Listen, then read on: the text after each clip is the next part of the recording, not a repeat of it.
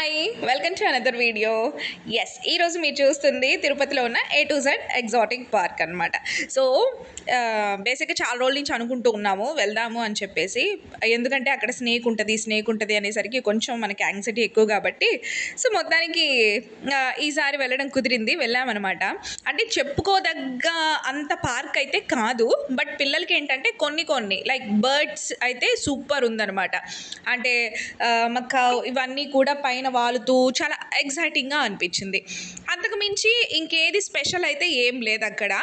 And snake, అసలు నిజంగా ఈ స్నేక్ నాకు నెక్స్ట్ రోజు వరకు ఇంట్లో వాళ్ళ చేత తిట్లు తప్పలేదు.